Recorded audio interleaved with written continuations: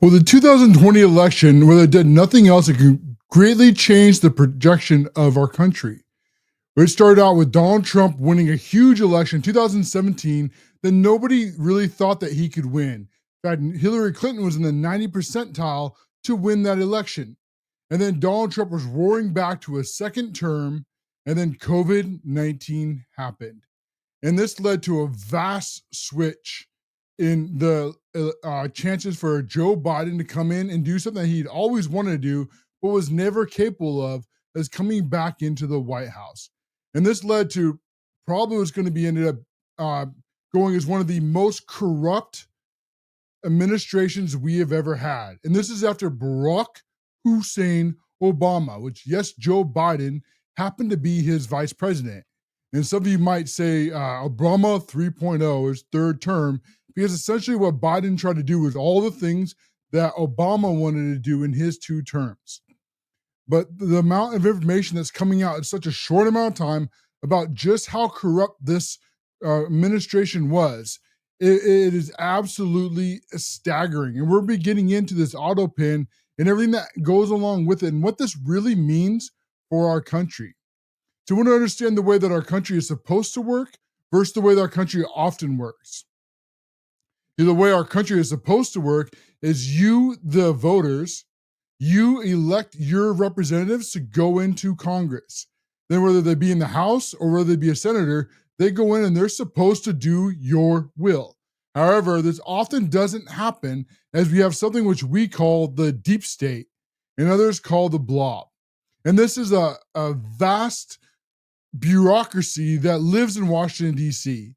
And these unelected bureaucrats, they have no accountability, yet they have tons of authority. You don't know who they are. You don't know what they look like. You wouldn't know them if you walked right by them in a grocery store. But they have incredible, vast amounts of power that your elected officials have given to them freely. And this is really because of no other reason more than that they are absolute cowards. See, they're scared to lose their own authority and their own power, as the actual elected officials, the ones that are supposed to run for you, are scared to death that they could lose their seats. And so then what do they do instead is they push all their power off to what we call the deep state. See, and then they can go into Washington, D.C. and do what they really want to do, not work. They can go to all the parties and they can shake hands. They can be with the movers and shakers. They can be in this little club. See, the Washington, D.C. club is the most exclusive club in the world. And why you don't really talk about it. And if you're in it, you know you're in it. But if you're not in it, you also know that you're not in it. See, it's not really like a formal, like you don't really get a badge. You don't really get a some kind of card or a button to pin. But if you know, you know. And this club in Washington, D.C., it gives all kinds of great perks to them. It allows them to get into all these little parties that they want to go to. It allows them to meet all these very important people. It allows them to shake hands with all these movers and shakers and all these lobbyists and move your tax dollars from one budget line item to another budget line item and skim some off the top for themselves. So they get rich, they get powerful, they get famous, and they have none of the risk. It's a great thing for them.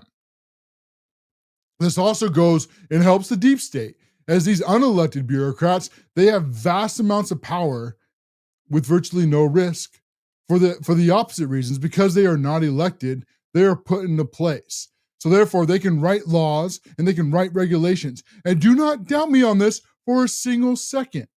Okay, they write more laws than Congress does. And when you ever see Congress and they get these huge bills that no one has ever read, and they pass them through and they ship them off, you have people like Nancy Pelosi saying, well, we have to pass these to know what's in them. See, that's who's doing it, is this deep state. These unelected bureaucrats. They're the ones that write the regulations. They're the ones that write the rules. And that's why it was so important, such a big deal for our country, when SCOTUS came in and got rid of Chevron indifference.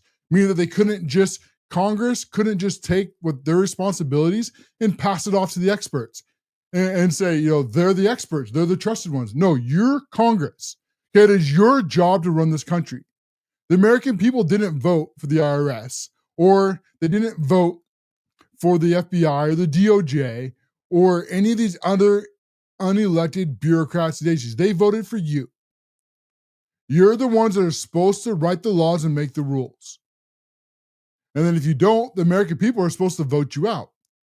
But they have not seen it that way. And so the biggest threat to them is someone like a Donald Trump coming along, this big billionaire populist who actually loves the American people or whatever country they're from.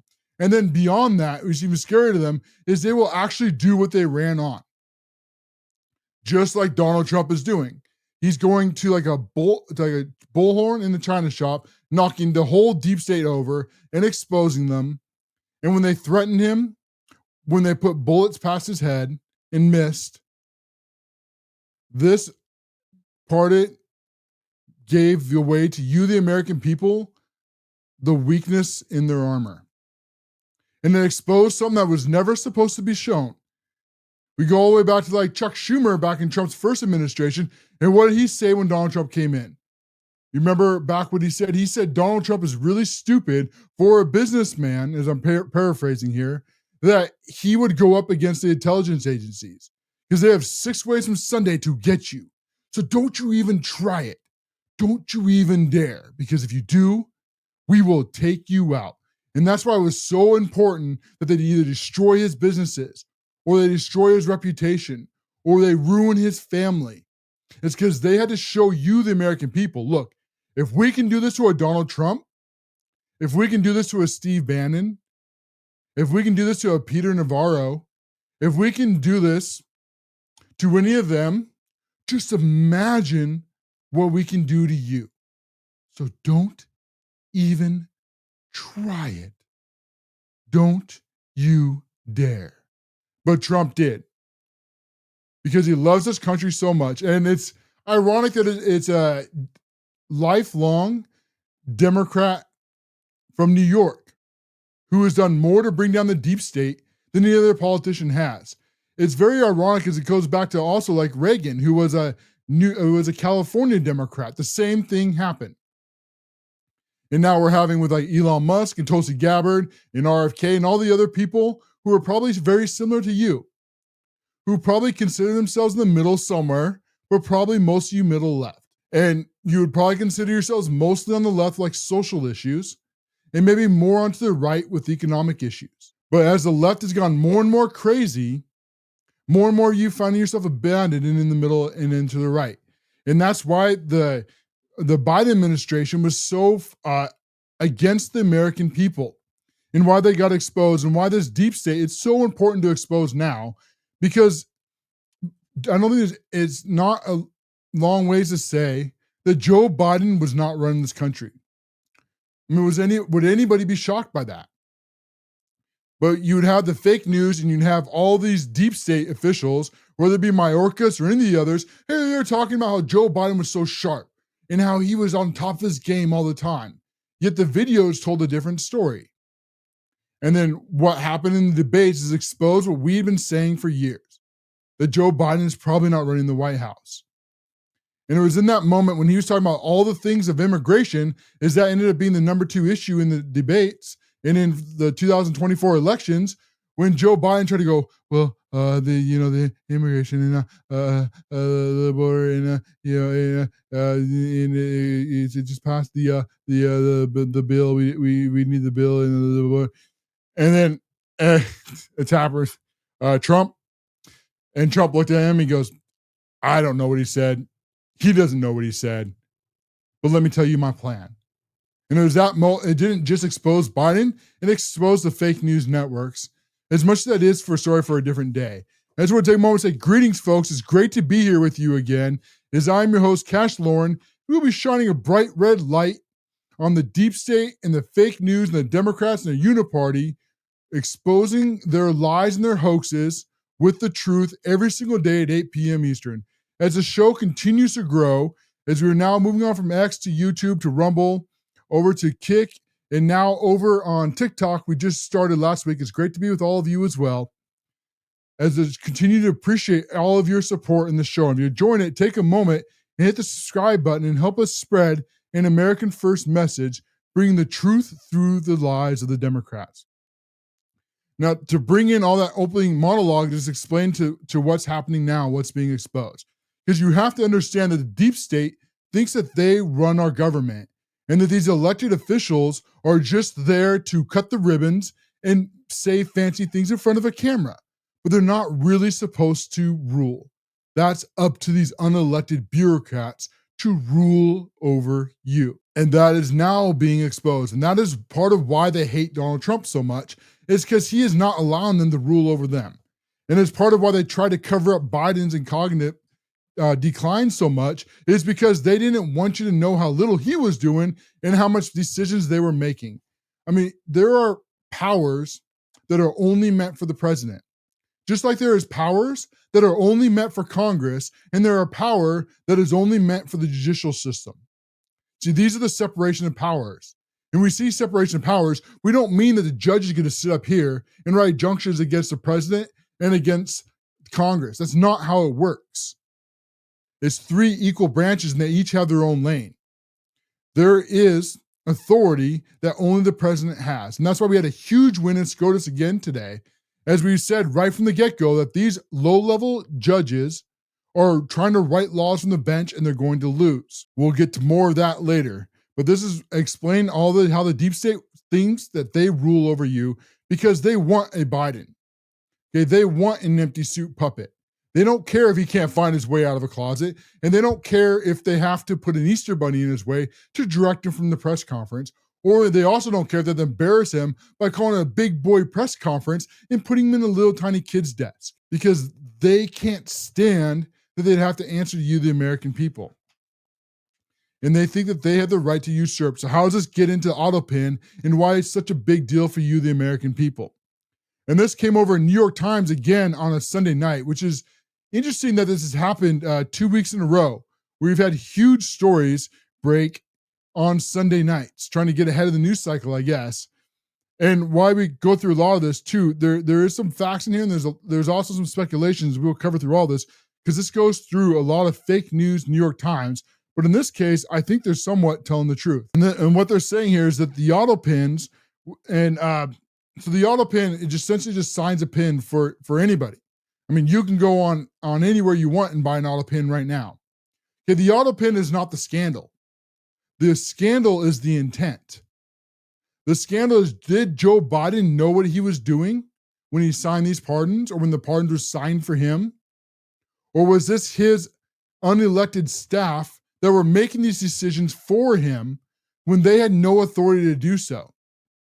And if that is true, if they were making these decisions for him without his authority, then what should the consequences be? And should these pardons be thrown out? Because it's essentially what we believe happened now. And this is according to the New York Times. So let's go for a clip from the New York Times article real quick. So essentially what happens is Biden did not individually approve each name on the category of pardons that applied to a large number of people his aides confirmed. So these are the very same aides, meaning that he had a rough outline that he wanted to do pardons on. And also real quick, this is separate from Hunter Biden. Okay, as far as we can tell, Joe Biden did sign Hunter Biden's pardon. And that is the only pardon that I'm aware of that doesn't follow the same signature of the rest of these Autopens, meaning they're signed exactly the same.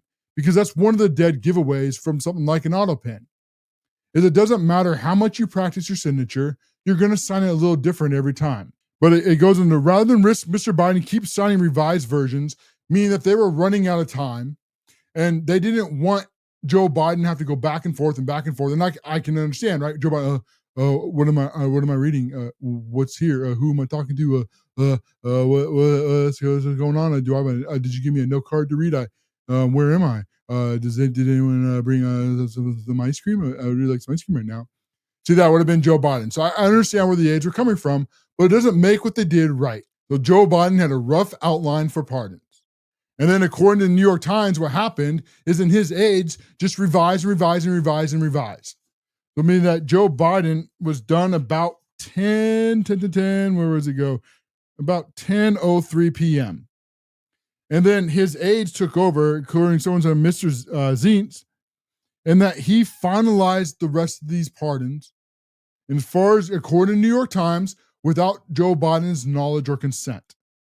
And then it was not Joe Biden, but this aide that hit reply all, approving all of these pardons. Okay, I want to be very clear here. An aide does not have that authority.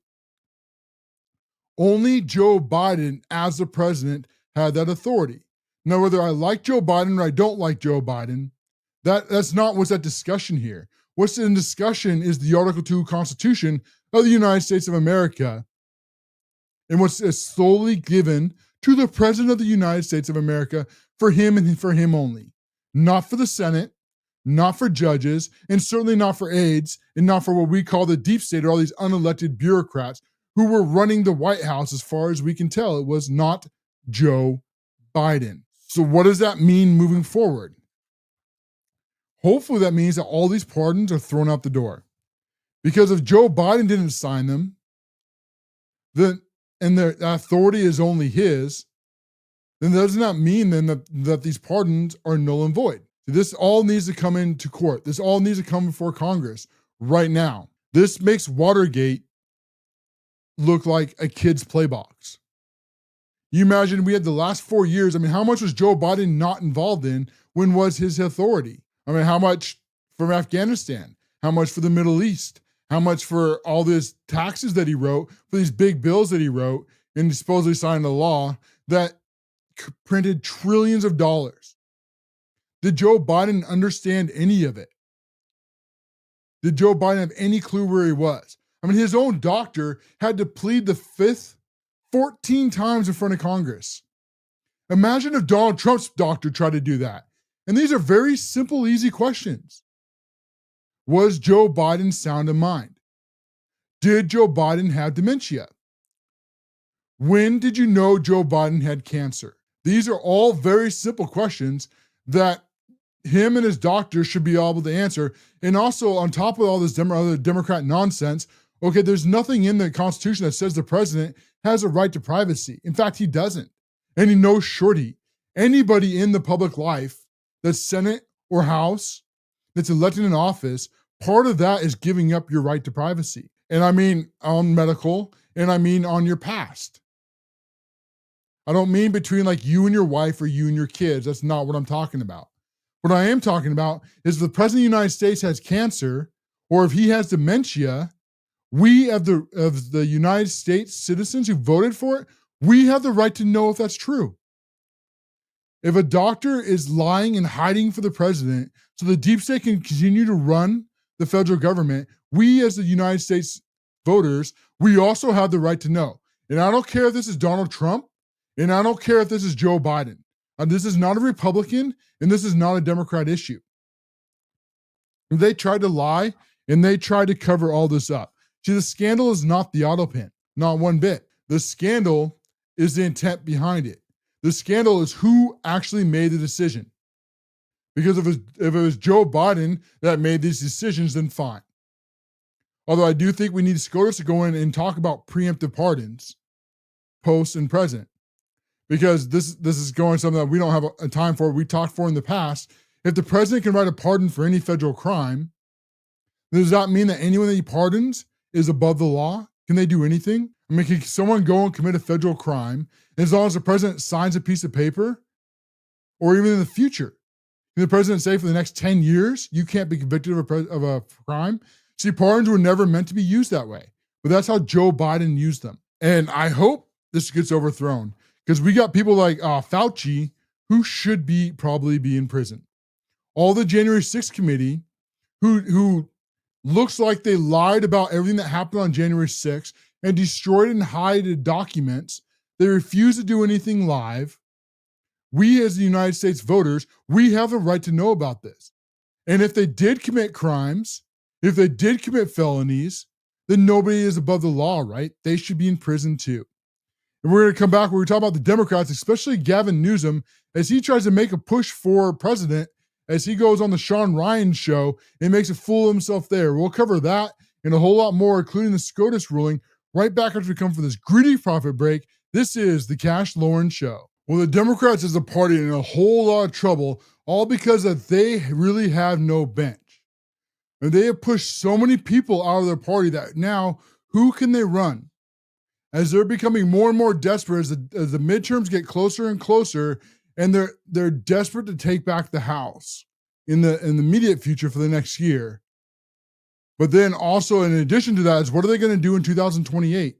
As Donald Trump will not be running again, but the Republican Party is growing at such an exponential rate as the Democrats continue to lose their own base. Where is the answers for them?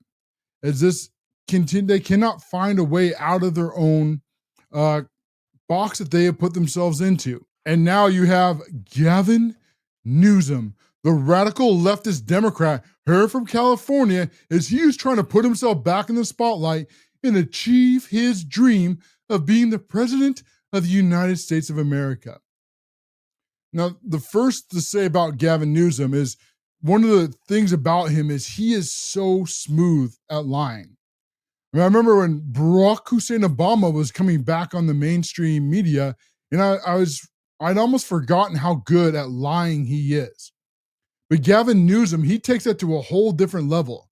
I mean, he can have the slickest smile looking at you right in the face and just be bald-faced lying endlessly. And it doesn't make any sense what he says, but he can say it with so much sincerity that it almost sounds true. And in his desperation to try to get on the national stage, he is trying to go after everybody that he can. Remember, like J.D. Vance just wanted to go on a simple Disneyland trip with his family, and then Gavin Newsom trying to make it all by himself. He's trying to challenge J.D. Vance to debate, which Vance would have destroyed him. But Vance, and very well and correctly, said, you know what, thanks, goodbye. Well, now Gavin Newsom is going on the Shawn Ryan show, and he is trying to pretend here that he is some kind of moderate, thinking that he can bring independence back to the Democrat Party. Because there is no path to the White House without the middle. Yeah, that is true if you're a Republican, and that is true if you're a Democrat. There is just not enough. The country is about split thirds. Third Democrat, third Republican, and then the third's in the middle somewhere left or right. And the Democrats not only have pushed all the middle into the right, but now most of their base that would have been in the left now is also getting pushed over to the right as well. And Gavin Newsom, as big of a liar he is smart enough at least to realize this, and now he is trying to do something to bring those people back to him into the middle. But do not doubt for a single second, Gavin Newsom is not a moderate. He is a woke Democrat from California. I mean, he is more left than Kamala Harris was, and they already tried to run against her. And amazingly enough, she is still number one to be their 2028 presidential candidate. We will cover those polls here in a second. But Gavin Newsom, he went on this bizarre rant. And one of the things when I was watching the Shawn Ryan, or at least watching the clips of it, is all the weird, just the weird kind of body language he had. Every time he had to talk about something that really shouldn't be that complicated. Or he had to go in and he had to talk about all this, parents' rights. He's like, what? Or he had to talk about, gender affirming care. There's kind of like these little nuances on there. Or parental rights. Yeah. All right, these are very simple yes or no questions, especially for the American voters. If Donald Trump showed nothing else more than this, is that all these issues, the Democrats are on the wrong side of. I mean, they are on the wrong side of every single 80-20 issue that there can be, including all the ones that I just listed. So Shawn Ryan asked a very straightforward question. Shawn Ryan, the state can come in and basically take your kids away if you're against gender affirming care. Okay, and this isn't just California. These are all the leftist states trying to push this garbage. See, because the left, you cannot doubt me when I say this. The Democrats are communists. Or they want to call themselves progressives, or they want to call themselves liberals, or they want to call themselves activism, or they want to call themselves progressivism, or they want to call about democratic socialism. All of those are really just rebranded Marxism, and it all leads to capitalism. It all leads to communism against our capitalism. And part of communism is that they believe that the government is God. And they believe that the government owns your kids. And they will try to lie to you, and they will try to pretend that it's something not different, but that is 100% what the Democrats believe. But when they go and they tell these lies, then they have to backtrack when they go on the national stage. This leads into what they're trying to do in all these blue states across the country, is they're trying to kick the parents out of the schoolrooms and then turn them over to these woke teachers who are trying to then groom these kids. Do you think you're a girl today? Do you think you're a boy? What are your pronouns? Do you want to wear a dress? You want to play with dolls? All that stuff that's happening. And these books that are so insane that on this show, I can't read them out loud.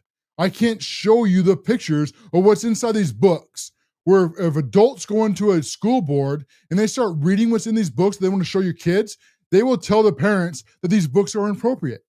Well, these books are inappropriate for school board meetings. What the heck are they doing in school libraries? Of course, they can't answer that one either, and neither can Gavin Newsom. So he has to dance around this with his weird little mannerisms again.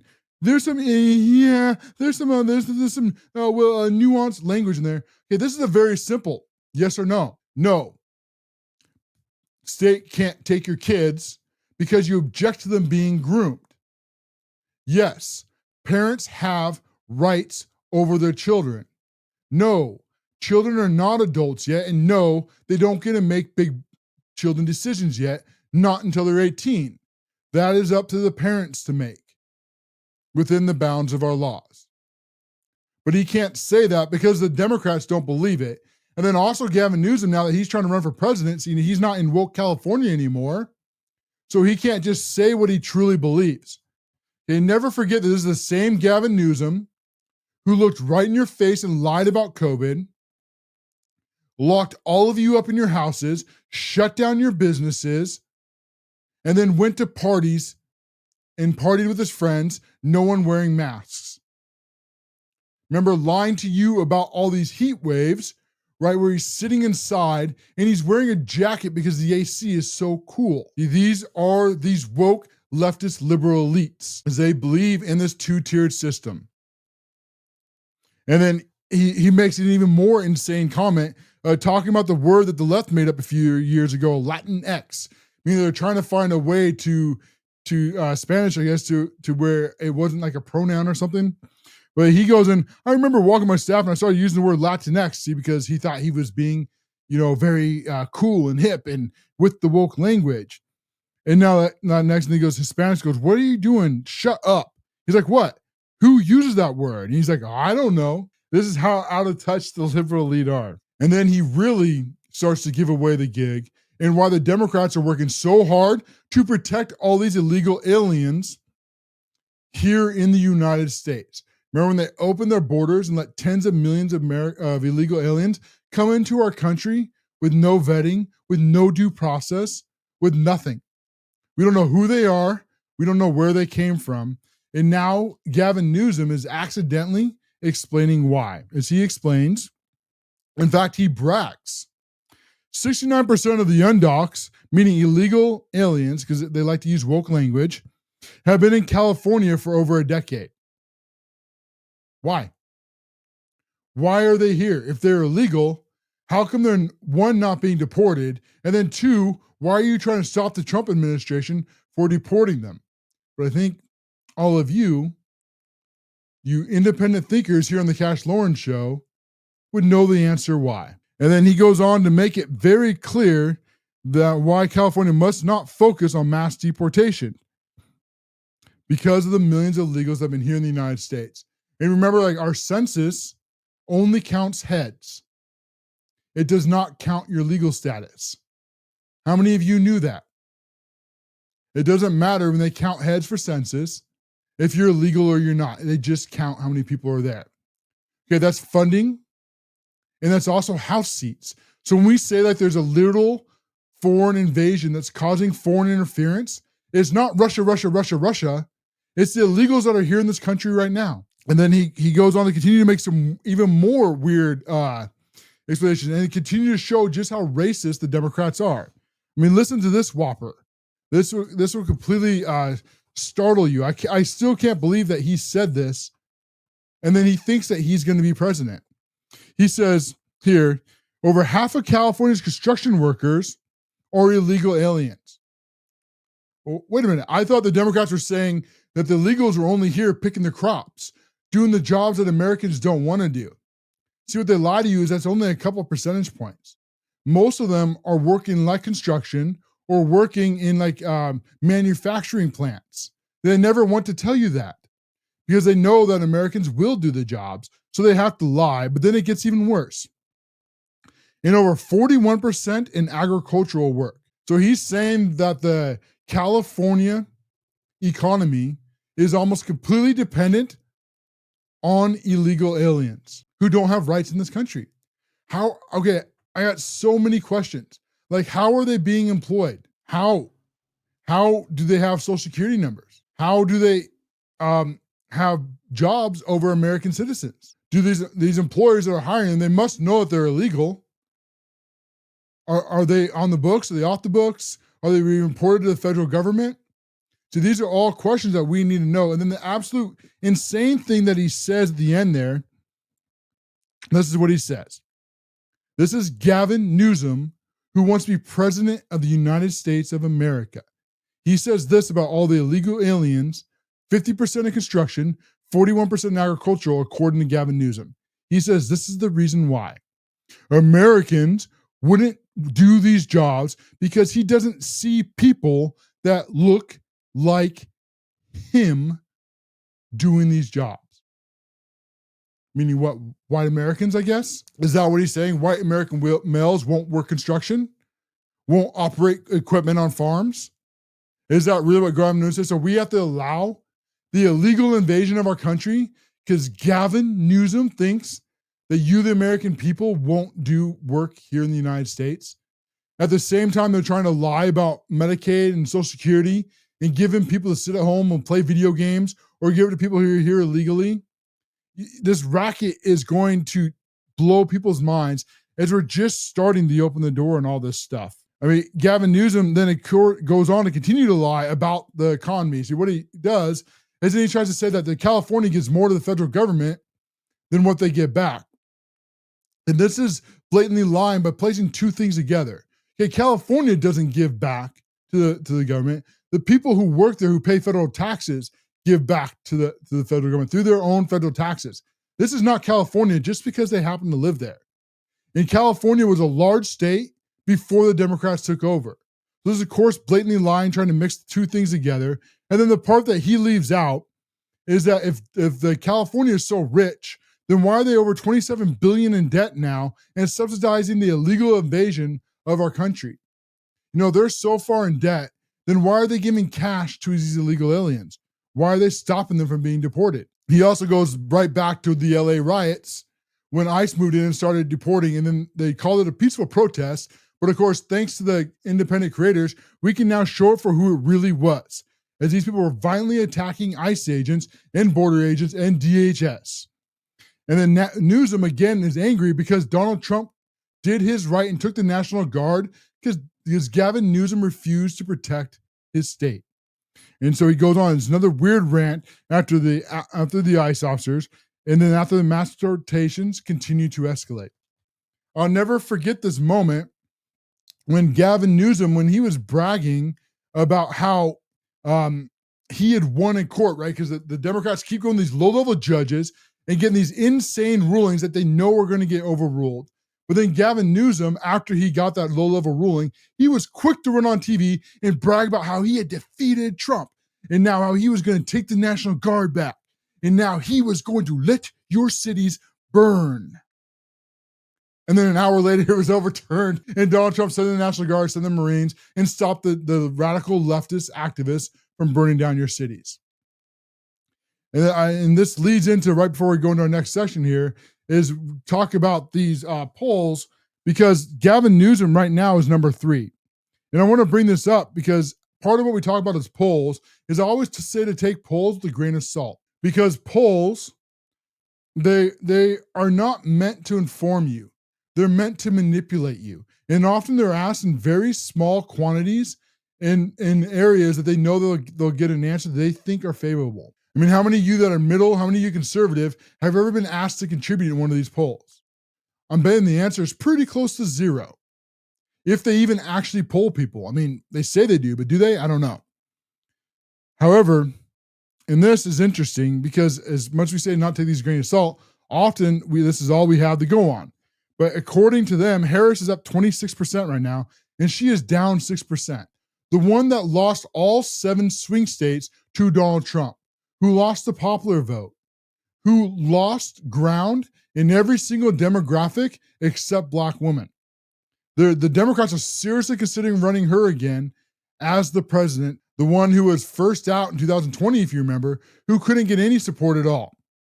And then it was so bad when they kicked Joe Biden out, they knew they couldn't run a primary, so they just chose her again. Remember, the party of democracy just made the decision for you, the American voter, that took away 14 million of your votes, and nah, we'll do it ourselves. We are the liberal elite. And then Buttigieg, I hope they try. Man, please let Mr. Pothole try to be president. And then, of course, Newsom the liar. And the thing is for them, that they have no one to run. I mean, Newsom worked in California because it's a deep blue California where they have a supermajority.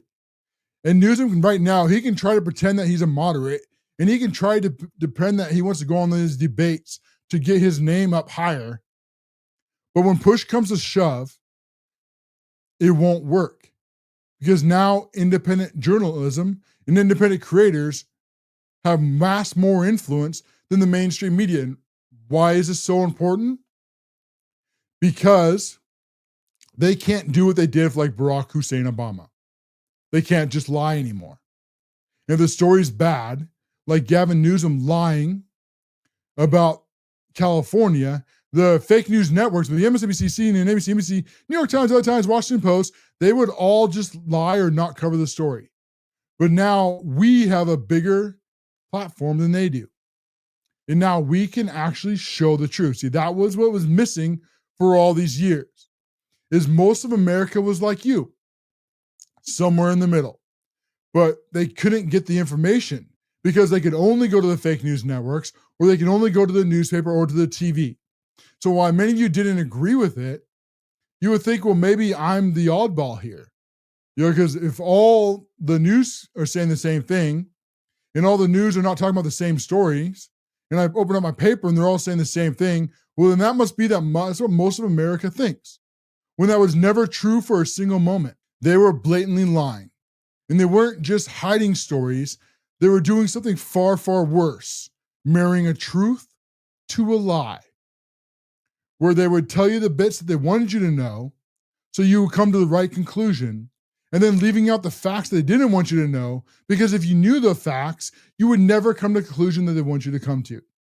And this is where Gavin Newsom and any other Democrat they try to run right now will absolutely fall flat on their face. 17% for the Democrats is way too high. It's probably much, much lower than that, because they're on the wrong side of every single issue and they have no answer. And with that, we're going to go take a quick greedy profit break. We come back. SCOTUS gave Donald Trump and you, the American people, a huge win for parental rights, something that Gavin Newsom is against. We'll talk about that and Don Bongino and the Epstein list a whole lot when we come back. You won't want to miss any of it. This is the Cash Loren Show. These low-level activist judges are trying to usurp Donald Trump's authority as president of the United States of America. And we said right from the beginning that this judicial coup will fail, as SCOTUS needs to hurry up and put an end to it. And while they still refuse to at a larger level, which they should be doing right now, and why Congress refuses to do their job and put an end to this coup, and that is what it is. Okay, this is a judicial coup. You see, Donald Trump, he has rights under our Constitution that are exclusive to him. These judges have absolutely no authority to make rulings on many of these issues. Just like over in Congress, they have exclusive authority in Congress that Trump does not have, nor do these judges have. It's not that the judges are up here and they are a check and balance, a yes or no, sir, a mother may I over the president and over Congress. That is not separation of powers. That is a judicial coup. And that's why we had another very huge ruling today from SCOTUS, as they're helping Donald Trump do one of the many things that he promised, ending the Department of Education and returning schools back to the states. And hopefully this leads to ending public education altogether and bringing back school choice throughout the United States of America. You see, the Department of Education, there's a couple different parts to it here. For one, Donald Trump can't completely end the Department of Education with a swipe of a pen. See, because part of it actually is put into law, meaning that it would take an act of Congress to completely dismantle the Department of Education. However, that is a very small piece of what the Department of Education actually is today. And most of the Department of Education has just been expanded through the years by executive order. And the parts that are expanded by executive order can just be taken away by executive order as well. And that's the part that Donald Trump has been doing. And these judges think that they can just sign a piece of paper and say that Donald Trump doesn't have that authority, when he 100% does, just like every other president does. And SCOTUS agreed today, ruling that this is Donald Trump. So this is a major victory for parents across the United States, as we are going to do what we promised to do, and we're going to bring education back to the states. As Linda McMahon may begin very important process, this is continuing to reduce the Department of Education and fire a lot of these woke bureaucrats who think that they can make better decisions for children than you, the parents, can. I can't stress enough how huge this is for the United States, as it really comes down to parental rights. Your children should not be stuck in these failing schools, or these schools that don't teach your values. You know, if a school wants to teach this weird LGBTQ crap, or the school wants to teach this BLM crap, parents need to know about it. And if they don't want their kids learning that garbage, then they should be able to pull their kids out. And it shouldn't just be between this failing government school or homeschooling their kids and giving up their careers and their lives. There needs to be the right answer, and this is school choice.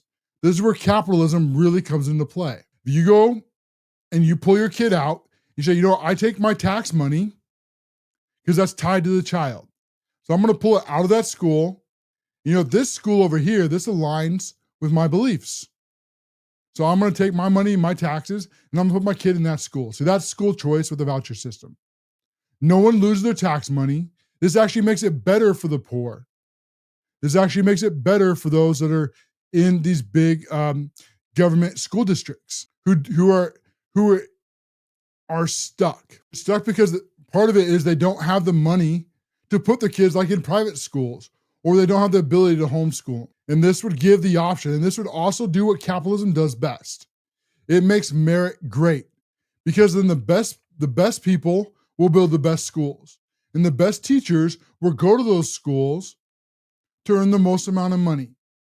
And the parents then will invest their money in what provides their kids with the best education, making a fair ground, instead of being stuck in these government schools where these people in Washington, D.C. think that they get to make all the decisions for you. Well, they get to tell you that they get to groom your child or teach them all these weird woke activists. And if you don't like it, then they're going to sick the FBI on you and call you domestic terrorists for knocking on school board morning and asking why they're showing your children adult content. This must come to an end. And this is another issue that is 80-20 towards us, the American people, against the 20% of the Democrats who continue to be on the wrong side of every single issue. And then we're going to try to use the last 5 minutes to cover up what's happening in the Epstein aisle, because the cover up is a very good word for that. And part of this that has been so bad for Donald Trump's administration is that it's a completely unforced error.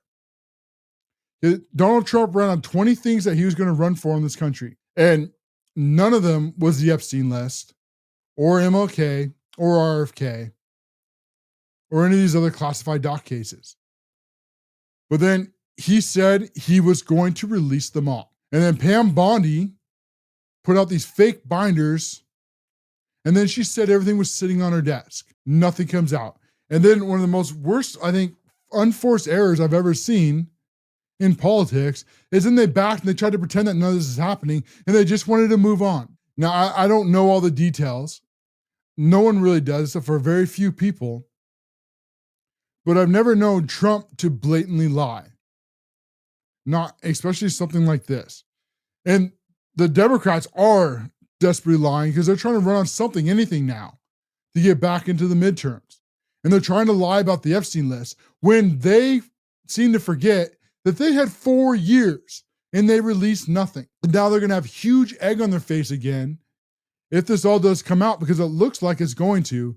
And this is I think, really big change in the way media works now. Because thanks to really big podcasters and content creators who talked about this and saying a lot of the same things that I'm saying about how this is such a big unforced error. And if you're going to be the president of transparency, then be the president of transparency. Okay, get out in front of a mic, get in front of a press conference, and just tell everybody where it's at. If there is no list, then tell them this is what we have. If everything was destroyed, then tell them that it was destroyed. And if you're going to say a thing like this is made up by the Obama administration, then show the evidence.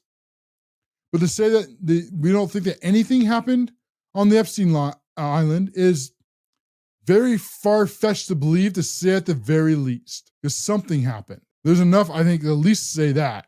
Although, as far as people want to push this, I haven't been able to find enough evidence to go that far. If it is, please show it. Because I agree that no one should be above the law. And if somebody was doing something with minors, then they belong in prison. I don't care how rich they are. I don't care how famous they are. And I don't care how many people in DC end up going to prison. If they have to build a brand new swamp prison for them, then build it. If we have to elect a whole new federal government, then elect it. If that is what happened, then so be it. But this is not going anywhere. And Trump, his administration, screwed up big time with this. And this leads to Maxwell. She's the only one in prison, might I add. And she is in prison for exploiting and abusing of minor girls. Okay, well, to who? If she's in prison for whatever happened to these girls, who did it to these girls? You see the problem here. And it turns out now that no one wanted to ever know anything for her. She was just convicted and she was just thrown into prison, and no one ever wanted to hear her story or what happened in the government according to these files and to these statements. And now it's saying that Maxwell is happy to sit down with Congress and tell her story. And if she does, I also say not only should she tell her story, but it shouldn't be behind closed doors. You know, the Trump administration, if they want to be truly the ones that are open and honest and transparent, then this needs to be open doors. And the American people need to hear it. And I understand the Pam Bondi side where she's saying, like, whatever happened to these children in video, okay, we don't need to see that. But we can hear the facts about it. You can tell us the facts, and you can keep the video hidden, and you can keep the names of the victims hidden. It is not hard to do all of that and hold public meetings. This is the corner that they put themselves in, and it's by their own making. This is the most frustrating part about it. The Democrats are lying about Trump. They are blatantly lying, trying to put this on Trump, because they had 4 years and they could have done it.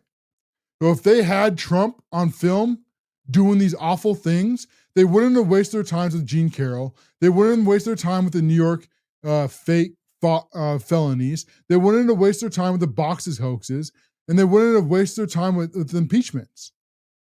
Okay, they would have locked Donald Trump up for that. At the very least, they would have leaked it all to the press. But of course they didn't. And I think the very obvious reason why is because they don't have the goods.